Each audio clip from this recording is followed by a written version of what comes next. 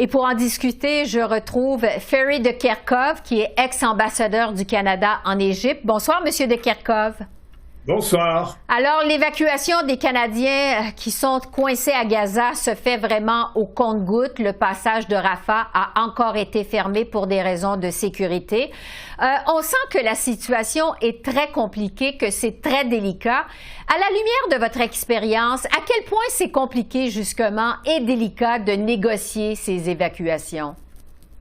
Toute évacuation exige énormément de travail sur le terrain diplomatique, entre autres, parce que n'oubliez pas que quel que soit l'endroit où vous êtes, dans le contexte actuel, évidemment, c'est avec le gouvernement égyptien que l'on transige. Et dans toutes ces questions d'évacuation, il y a quand même une question d'identité nationale du pays hôte. Évidemment, quand je faisais l'évacuation canadienne au moment du printemps arabe au Caire, là, il y avait une très grande sensibilité locale parce que le gouvernement égyptien était en train de se faire tabasser. Autrement dit, le recours à de l'aide du ministère ou d'autres instances était plutôt faible et nous avons dû tout faire nous-mêmes.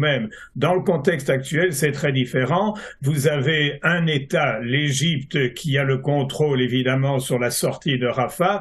Vous avez aussi Israël qui a le rôle de contrôle sur le nom des gens qui sortent et vous avez quand même une contribution du Hamas. Alors, c'est à la fois plus compliqué et plus simple. Sur le plan diplomatique, c'est terriblement compliqué parce qu'il y a trois acteurs. Sur le plan identité nationale, dès lors qu'on traverse Rafah, et là, à ce moment-là, c'est en Égypte, les Égyptiens et les Canadiens travaillent ensemble. Bon, on a la confirmation au moment où on se parle qu'il y a 75 Canadiens qui ont pu traverser la frontière mardi soir. On sait que les premières évacuations devaient se faire la fin de semaine dernière.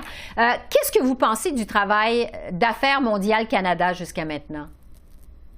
Vous savez, dans ces conditions-là, c'est extrêmement difficile de juger. Est-ce qu'on aurait dû demander à Mme Joly d'aller directement au Caire pour commencer à secouer le cocotier, dans la mesure où elle est ministre des Affaires étrangères? Je ne voudrais surtout pas médire du travail de notre ambassade. Je crois qu'il y a eu un cafouillage.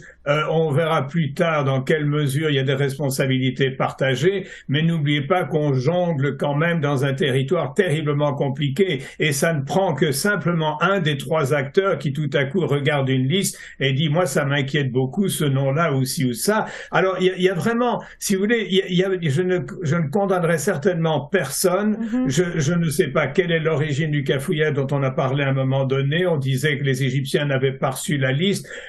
Dans toutes ces matières, il y a toujours, à un moment donné, des fameux glitches, comme on dit en très bon anglais, et je crois qu'il ne faut pas trop s'éterniser là-dessus. Ce sur quoi il faut vraiment travailler, c'est la continuation du travail dès que la porte de Rafah s'ouvre à nouveau, et ça dépend évidemment des Israéliens. Alors qu'on attend les prochaines évacuations, je veux vous entendre sur les dangers de ces évacuations, justement.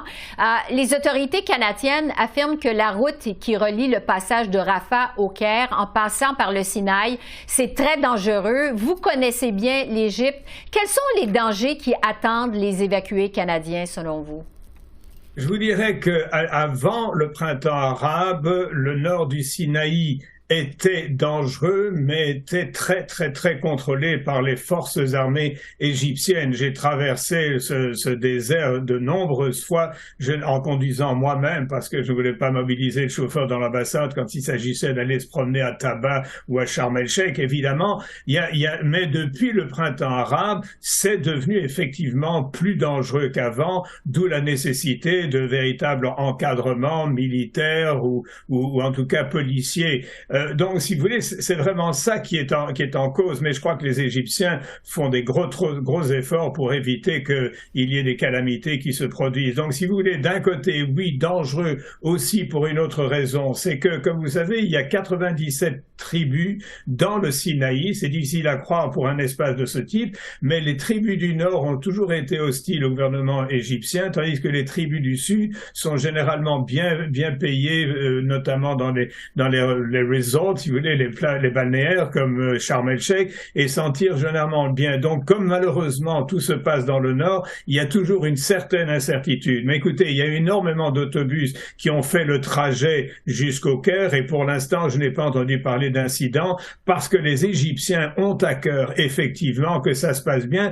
Les Égyptiens, il y a 2-3 ans, non, il y a un peu plus que ça, il y a 4-5 ans, ont d'ailleurs démoli un nombre considérable de maisons à la frontière de Rafah jusque Karem Shalim, donc la bande, si vous voulez, qui sépare l'Égypte et Gaza, de façon à ce qu'il y ait justement moins de tunnels qui soient creusés. Si vous voulez, dans ce contexte, l'Égypte et Israël ont toujours collaboré très étroitement, ce qui a valu d'ailleurs très souvent des opprobres au gouvernement égyptien en disant qu'il collaborait trop avec Israël. Mais pour les Égyptiens, c'est une question de sécurité nationale et ça se comprend très bien. Je termine avec vous sur les appels à un cessez-le-feu. Ces appels, on sait, se multiplient.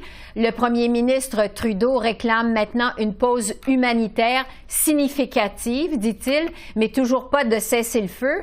Est-ce que vous vous attendez à ce qu'Ottawa monte le ton dans les prochaines semaines et réclame finalement un cessez-le-feu?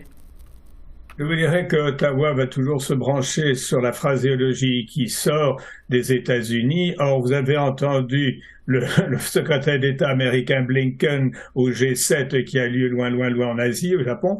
Il a dit carrément que non, pas de cessez-le-feu, pause humanitaire peut-être, mais cessez-le-feu, c'est donner l'occasion au Hamas de se reconstituer. Je trouve ça personnellement excessif. Je trouve que après 10-12 000 morts du côté palestinien, peut-être un peu de sentiments plus généreux et ma foi, comme de toute façon, les Israéliens, les forces armées israéliennes sont totalement ancrées à l'intérieur de Gaza maintenant, je doute fort que même un petit cessez-le-feu temporaire puisse donner à Hamas énormément de chances de se reconstituer. Je crois que c'est beaucoup plus la politique Netanyahou, en finir avec le Hamas, sortir les otages et ensuite on verra. Et là, il y a une autre question qui se pose, c'est évidemment dans quelle mesure la déclaration de Netanyahou de dire qu'ils allaient contrôler Gaza pour les années à venir, alors que ce n'est pas du tout la politique auquel nous on pense et les Américains pensent. Alors il y a encore énormément de questions qui vont être discutées et je crois que l'essentiel qu'Israël se maintienne dans Gaza après la victoire contre le Hamas, je trouve ça terriblement dangereux. Il y a l'autorité palestinienne qui est véritablement l'autorité désignée pour exercer un contrôle sur Gaza après le conflit. Ferry de Kerkhove, merci beaucoup. Merci de vos lumières. Avec plaisir.